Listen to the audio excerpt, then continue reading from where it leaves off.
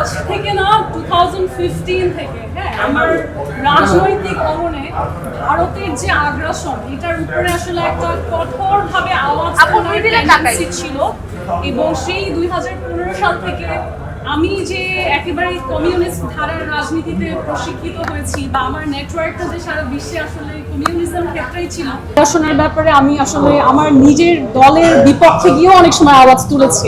তো আন্তর্জাতিক ক্ষেত্রে আমাকে এমনিতেই একটা থ্রেট হিসেবে দেখা হয় যে আমি ভারতকে নিয়ে আসলে একেবারে ডিপ্লোম্যাটিক চ্যানেলগুলোতে সবসময় আওয়াজ তুলি এবং শুধুমাত্র ভারত নিয়ে না আমি আরবদেরকে নিয়েও আওয়াজ তুলি দীর্ঘ সময় ধরে, বিকজ আমার মনে হয় যে আনফর্চুনেটলি বাংলাদেশি হিসেবে আমি একটা সিঙ্গল কান্ট্রিকে পয়েন্ট আউট করতে পারি না, কারণ আমাদের সাথে এই যে বর্ণবাদী আচরণ, রেসিজম, আমাদেরকে ছোট করে দেখা খুবই দুঃখের বিষয় পৃথিবীর বেশিরভাগ দেশই করে।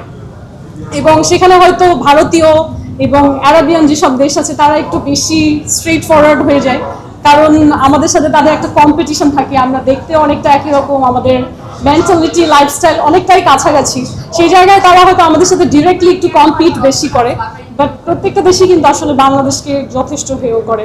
তো আমি মনে হয় সবসময় যেই জায়গাটায় এমফাসাইজ করি সেটা হচ্ছে অন্যের দিকে আঙুল না তুলে আমাদেরকে আসলেই বাংলাদেশি হিসেবে একসাথে হয়ে চিন্তা করতে হবে যে ভাই পৃথিবীতে তো অনেক দরিদ্র দেশ আছে, আফ্রিকান দেশ আছে, তাদের সাথে তো রেসিজম হচ্ছে না, তাদেরকে তো কেউ আগ্রাসনের শিকার করছে না, তো বাংলাদেশিদেরকে কেন করছে? Somewhere you have to point the finger at you and develop yourself. আমি সারা দিন অন্য একটা দেশকে দোষ দিয়ে যেতে পারি এবং তারা ডিজার্ভ করে, তারা আসলে আমাদের সাথে অনেক খারাপ করে, কিন্তু কেন তারা আমাদের সাথেই খারাপ করার সাহস পায় এটা আমাকে প্রশ্ন করতে হবে নিজেকে। কেন আমাদের কূটনৈতিক অবস্থান দুর্বল, কেন আমাদের দেশের বারবার বাংলাদেশিদেরকে ভারতীয়রা আঘাত করে পার পেয়ে যাচ্ছে, কেন আমাদের সরকার শক্তিশালীভাবে এটা মোকাবেলা করতে পারছে না, এটা তো আমার লোককে প্রশ্ন করার বিষয়। তো সেই জায়গায় আমি মনে করি বাংলাদেশি হিসাবে আমাদের রাজনীতিতে, আমাদের কূটনীতিতে, আমাদের সরকারি চ্যানেলে, আমাদের সমস্ত প্রপার চ্যানেলে বাংলাদেশকে সাংস্কৃতিক ক্ষেত্রে এমনভাবে ডেভেলপ করতে হবে যে আপনি দরিদ্র দেশ হন, আপনি যেমন দেশই হন, আপনাকে যেন মানুষ হিসেবে মানুষ সম্মান করতে বাধ্য হয়। এবং পৃথিবীতে অনেক দেশ আছে যাদের ইকোনমি আমাদের চেয়েও দুর্বল, কিন্তু তাদেরকে আঘাত করার আগে ভারত 10 বার চিন্তা করবে। কেন বলেন? কারণ সাংস্কৃতিকভাবে, ইন্টেলেকচুয়ালি তার একটা ইমেজ সে বিশ্বে বানিয়ে ফেলেছে। প্যালেস্টাইনকে দেখেন, তার একটা পাসপোর্ট নাই, তার বাউন্ডারি দেশ হিসেবে বলার মতন অবস্থান নাই, তারা যুদ্ধ কবলিত জায়গা।